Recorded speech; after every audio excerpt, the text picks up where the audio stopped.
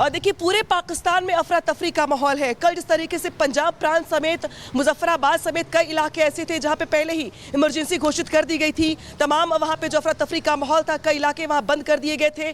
तो आज के ब्लास्ट के बाद जो दो एयरपोर्ट है, जो वहां के मुख्य एयरपोर्ट है, चाहे लाहौर एयरपोर्ट की बात करें या कराची जो कि अपने आप में सबसे ज्यादा महत्वपूर्ण कराची का एयरपोर्ट है, क्योंकि वो एक तरीके से ऑक्सीजन है ट्रैवल के मामले में वहां के लोगों के लिए। तो उन दोनों ही एयरपोर्ट को बंद कर दिया गया है। एयरपोर्ट के आसपास जो मेडिकल जो इमरजेंसी सुविधाएं हैं उनको एक्टिवेट कर दिया गया है। कुछ लोगों के घायल होने की खबर है। धमाका किस तरीके से हुआ, किस वजह से हुआ, ये भी साफ होना बाकी है। लेकिन अभी पूरे पाकिस्तान में अनिश्चितता है, अस्थिरता है और वहां पे अभी अफरा तफरी का माहौल है।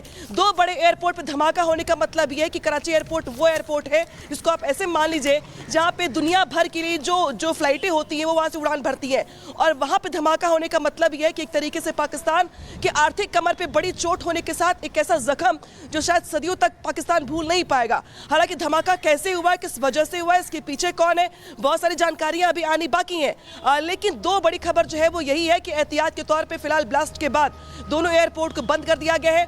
मेडिकल इमरजेंसी सुविधाओं को एक्टिवेट कर दिया गया, आसपास के हॉस्पिटल्स को एक्टिवेट कर दिया गया है। जो घायल है वहां पे उन्हें इलाज के लिए पहुंचाया जा रहा है। लेकिन फिलहाल पूरे पाकिस्तान में अस्थिरता है और पूरी दुनिया भर की नजरें इस बात को लेकर लगी हुई है कि जो पाकिस्तान आतंकवाद की फसल उगाता रहा, आज वही। ठीक है नामिका, आपके पास वापस लौटेंगे। बहुत ही महत्वपूर्ण जानकारी आप दे रहे हैं, लेकिन इसी बीच एक बड़ी खबर और बता दें दर्शकों को। पाकिस्तान ने सियालकोट में भी फ्लाइट बैन किया है। कराची, लाहौर और सियालकोट एयरपोर्ट बंद हो चुका है। ये बड़ी खबर आपको बता रहे हैं। अभी तक लाहौर की जानकारी मिल रही थी, उसके बाद कराची, और अब यह है कि सियालकोट एयरपोर्ट भी बंद किया जा चुका है। तो गुरसिमरन हमारे संवाददाता लगातार बने हुए हैं। गुरसिमरन, क्या कुछ और जानकारी? लाहौर, कराची और सियालकोट एयरपोर्ट बंद हो चुका है।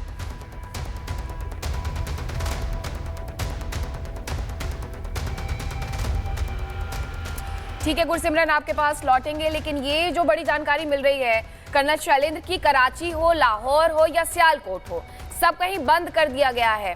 इसकी वजह क्या है? क्योंकि गृह युद्ध जैसे हालात तो बने हुए हैं पाकिस्तान में, न जाने अभी और कितने हिस्से होने वाले हैं और धमाके भी वहीं से हो रहे हैं। अब तो ये कराची बंद कर लीजिए, सियालकोट बंद कर लीजिए, लाहौर बंद कर लीजिए, पंजाब में इमरजेंसी डिक्लेयर कर दीजिए, एयर स्पेस बंद कर दीजिए, पानी आपके आना बंद हो गया है। क्या बंद करोगे? एक्चुअली मुझे लग रहा है इस समय दिमाग बंद हो रखा है। पाकिस्तान में जो सबसे बड़ा प्रॉब्लम है वो है दिमाग बंद होने का, क्योंकि उनको सूझ ही नहीं रहा कि करे क्या। या तो इंडिया के जो मिसाइल हैं उनको देखें, या BLA के अटैक को देखें, वहाँ TTP अपने आप को परेशान कर रखा है, यहाँ इमरान खान के लोगों ने आपके विरुद्ध मुहिम चला रखी है, वहाँ मुनीर साहब जो है उनका मुंह सूजा हुआ है, वो आजकल बात ही नहीं कर रहे हैं। क्यों? क्योंकि वो NSC की मीटिंग में उनके वहाँ आपने देख लिया वो किस तरह से चुप्पी साधे हुए थे। फिर सारा ब्लेम जो है वो उन पर जाए। अपने लोगों के सामने घुटने जरूर टेकने पड़ेंगे। घुटने टेकने का मैंने पिछले प्रोग्राम में दिया था, अभी बताऊंगा तो फिर लोगों को बुरा लग जाएगा। मैं तो सीधा बोला, सस्ता सुंदर उपाय यही है। असीम मुनीर का आप जिक्र कर रहे हैं, वहां पाकिस्तान की सेना की बात कर लीजिए या वहां पर उनकी सरकार की बात कर लीजिए, वो तो आतंकियों के जनाजे में सजदा कर रहे हैं, उसी से फुर्सत नहीं मिल रही है इन्हें। आतंकी के जनाजे में नहीं, और पूरी दुनिया के सामने आ चुका है कि कैसे ही पालते पोसते हैं। नहीं, आतंकी के जनाने में नहीं, फौजी आतंकी के जनाजे में। हाँ, ये सही बोला, क्योंकि ये यूनिफॉर्म, ये मेरा कहना नहीं है, पाकिस्तान का कहना है कि ये पूरी दहशतगर्दी, इसके पीछे वर्दी। सीधी बात। आप एक्चुअली वो वाला फोटो एनालाइज करिएगा, there are only 7 people in civil dress. 7 ही आदमी क्यों हैं? बाकी सारे फौजी क्यों हैं? क्योंकि वो अपने, मैं आपको प्रूफ देता हूं, जो हेडक्वार्टर उड़ाया गया बावलपुर का, हाँ, गिनती कर लीजिए, वो तो बोलता है 6, मैं तो कह रहा हूँ 6 को। पता है क्यों वो 6 इसलिए बोल रहा है? 6 जो हैं वो POK से आगे हैं, उसका कहना है। बाकी सारे जो हैं उनको वो गिनता नहीं है, क्योंकि POK हमारा है। तो लेकिन ज़्यादा बड़ी बात यह है कि आप ये देखिए कि ये जो हेडक्वार्टर डिस्ट्रॉय हुए हैं, उसमें सबसे बड़ी बात यह है, हेडक्वार्टर में कौन बैठता है? क्या आतंकी ट्रेनिंग वाला बैठता है? वहां पर बैठता है पाकिस्तान आर्मी का हैंडलर, वहां पर बैठता है ISI का ट्रेनर। मारे वो गए हैं अब, इस बार वो भी मारे गए हैं, और इसलिए आप देख रहे हैं जनाजे में तो आना ही पड़ेगा, क्योंकि कल सजदा भी कर रहे हैं, जनाजे नमाज भी पढ़ रहे हैं। मैं तो कह रहा हूं कि कल ये आना इसलिए पड़ता है, कल उसका भी तो नंबर आएगा, नहीं तो फिर उसका जनाजे में कौन आएगा?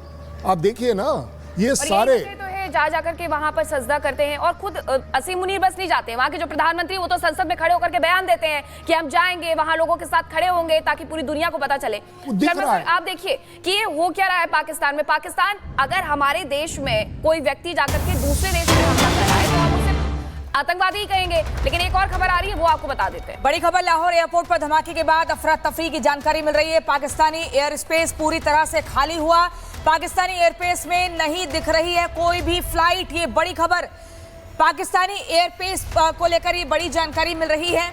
आपको बता दें, धमाके के बाद अफरा तफरी की जानकारी मिल रही है। लाहौर एयरपोर्ट पर धमाके के बाद अफरा तफरी मच गई है। पाकिस्तानी एयरस्पेस पूरी तरह से खाली हो चुका है, वहां कोई परिंदा भी नहीं दिख रहा है, पूरा एयर स्पेस खाली हो चुका है। लाहौर एयरपोर्ट पर धमाके के बाद अफरा तफरी। पुनीता,